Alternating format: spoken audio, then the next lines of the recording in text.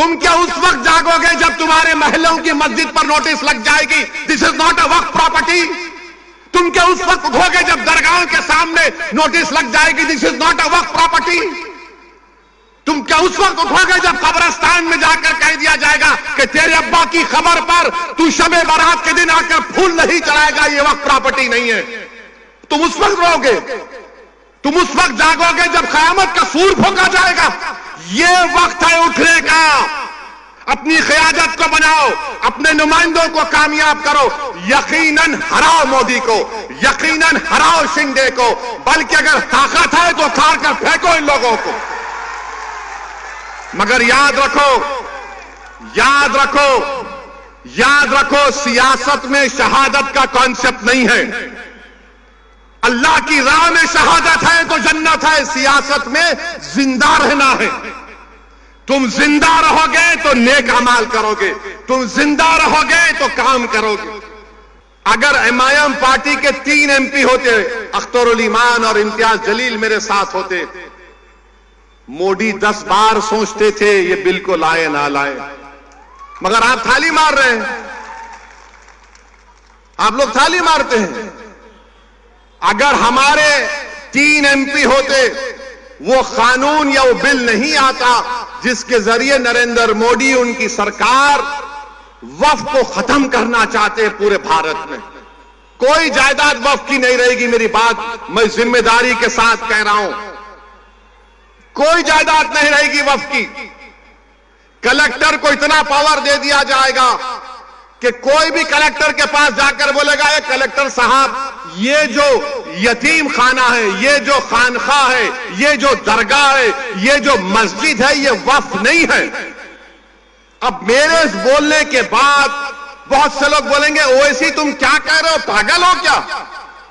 कोई भी जाकर बोल देगा, अरे ये कानून में लिखा है, इस बिल में लिखा है। क्या लिखा है कि कोई भी रोड चलता आदमी जिसका वक्फ से कोई ताल्लुक नहीं होगा, वो जाकर कलेक्टर को बोलेगा इंक्वायरी ऑर्डर करो।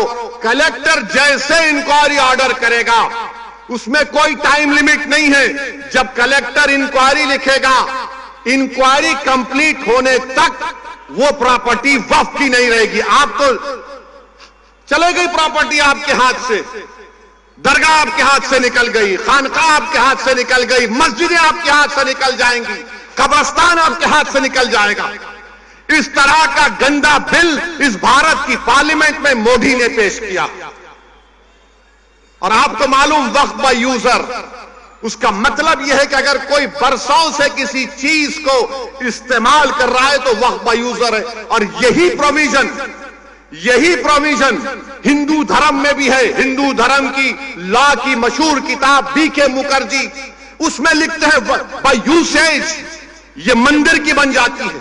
ओडिशा के एंडोमेंट में, आंध्रा, तेलंगाना के, तमिलनाडु के एंडोमेंट में ये वक्फ बाय यूजर का कॉन्सेप्ट है। मगर मोदी बोल रहे नहीं रहेगा। उसका नुकसान क्या होगा? मोदी बोल रहे हैं डॉक्यूमेंट लेकर आओ। अगर आपके इलाके में 200 साल पुरानी मस्जिद है, कहां डॉक्यूमेंट मिलेगा? कहां डॉक्यूमेंट मिलेगा? हाजी अली की दरगाह पर दावे पेश करते हैं, वो खैर वो ट्रस्ट में है, मगर वहां पर भी जाके बोलेंगे नहीं नहीं नहीं है। क्या करेंगे आप? मेरे भाई, इस तरह का बिल पेश किया, उस वक्त इतनी तकलीफ हुई कि मेरा रोंगटा पुकार पुकार कर कह रहा था कि क्या हो गया इन लोगों को जो 14.5 करोड़ है, 5 को नहीं जिता सकते। अपनी मस्जिद को बचाने के लिए, दरगाहों को बचाने के लिए, खानखाओं को बचाने के लिए तुम कब तक लड़ोगे बताओ मेरे को? अरे मैं खराब हूं तो खत्म कर दो मुझे, हटा दो मुझे, दुनिया से निकाल दो, मगर तुम तो कायद बनो, तुम इत्तेहाद पैदा करो। कब तक तुम इस डर में रहोगे वो जीतेगा, ये जीतेगा? अरे कोई भी जीते उसको तुम्हारी मस्जिद से क्या मतलब? कोई भी जीते उसको तुम्हारी शनाख्त से क्या मतलब? कोई भी जीते वो तुमको क्या इंसाफ करेगा? इंसाफ तुमको करना पड़ेगा अपने लिए, आने वाली नस्लों के लिए। मगर तुम ये समझ रहे हो नहीं नहीं वो दूसरा ठाकरे है, ये अच्छा है। कौन क्या किए बताओ आपको? जब ये वक्फ का बिल पेश हो रहा था, उद्धव ठाकरे के पूरे एमपीज बाहर खड़े हुए थे, कोई लोग सभा में नहीं था। मुझे मोशन देना पड़ा इंट्रोडक्शन के खिलाफ। मेरे भाई जागो, मजलिस के लिए नहीं तो अपने लिए, अपनी नस्लों के लिए, अपनी शनाख्त के लिए जागो।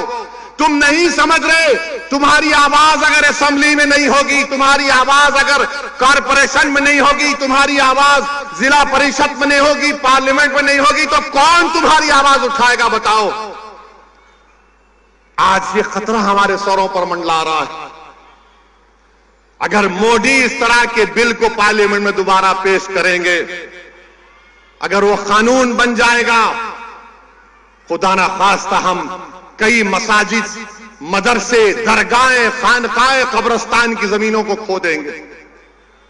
और आपको मालूम, दिल्ली में सच्चर कमेटी ने पेज नंबर 221 में कहा कि दिल्ली में 130 वक्फ की प्रॉपर्टीज पर गवर्नमेंट ऑफ इंडिया ने, यानी मोदी की सरकार ने कब्जा करके बैठा हुआ है।